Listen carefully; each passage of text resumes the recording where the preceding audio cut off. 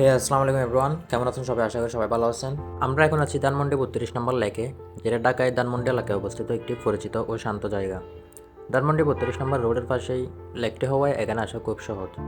এই এলাকাটি ঐতিহাসিকভাবে খুবই পরিচিত, কারণ কাছে বঙ্গবন্ধু শেখ মুজিবুর রহমানের ঐতিহাসিক বাসভবন। শহর আর ব্যস্ততার মাঝেও এই লেক মানুষকে কিছুটা শান্তি দেয়। আমি প্রায় মাঝে মধ্যে বন্ধুদের নিয়ে এখানে ঘুরতে আসি। লেকের চারপাশে গাছপালা আর খোলা বাতাস আছে। আমরা গেছি ধানমন্ডি 32 নম্বর বাড়িটা দেখতে।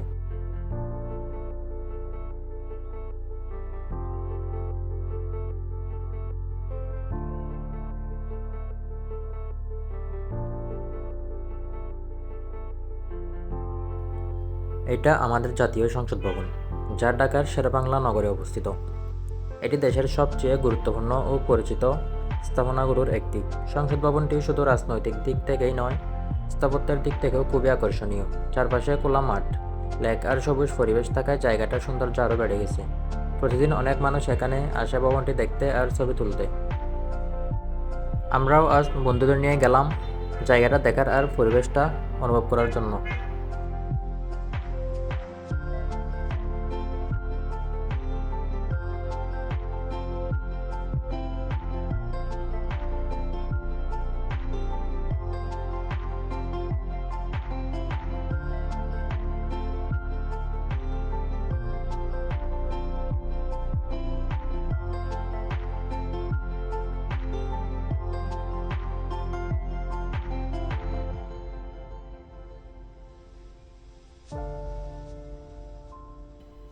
আমরা এখন আছি মিরপুর 10 মেট্রো রেল স্টেশনে। ঢাকায় চলাচলের জন্য মেট্রো রেল এখন অনেক জনপ্রিয় আর সময় বাঁচানোর সহজ একটি মাধ্যম। মিরপুর 10 স্টেশনটা খুবই ব্যস্ত। প্রতিদিন অনেক মানুষ এখান থেকে মেট্রো রেলে ওঠানামা করে। টিকিট কাটার পর খুব অল্প সময়ের মধ্যেই ট্রেন পাওয়া যায়। মেট্রো রেলে উঠলে প্রথমে মনে হয় যেন কোনো লোকাল বাসে উঠছি। এত মানুষ, এত ভিড়, রাস্তায় জ্যাম এড়িয়ে দ্রুত গন্তব্যে পৌঁছানো যায় বলে অনেকেই মেট্রো রেল বেছে নেয়। আমরাও আজ বন্ধুদের সাথে মেট্রো রেলে ছোট যাত্রা করছি, ঢাকার ভেতরে এই আধুনিক যাতায়াত ব্যবস্থার অভিজ্ঞতা নেওয়ার জন্য। চলুন আপনাদেরকে মেট্রো রেল স্টেশনটা ঘুরে দেখাই।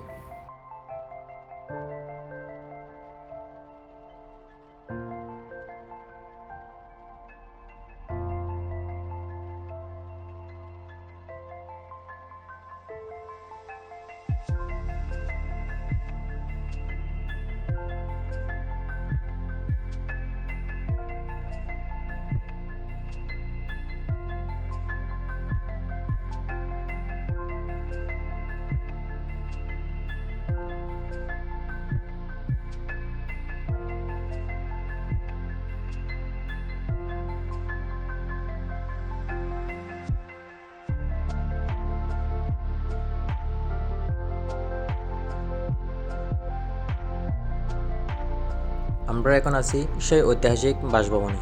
জুলাই গণঅভ্যুত্থান আর ছাত্র জনতার সেই ত্যাগের সাক্ষী আজ এই ধানমন্ডি 32। পুরনো ব্যাগে নতুন গড়ার এই গল্প বেঁচে থাকুক আমাদের স্মৃতিতে। জুলাই বিপ্লবের পর ধানমন্ডি 32 নম্বরে বন্ধুর সাথে এক বিকেল। আজকের ভিডিও পর্যন্তই। সবার কেমন লাগলো জানাবেন।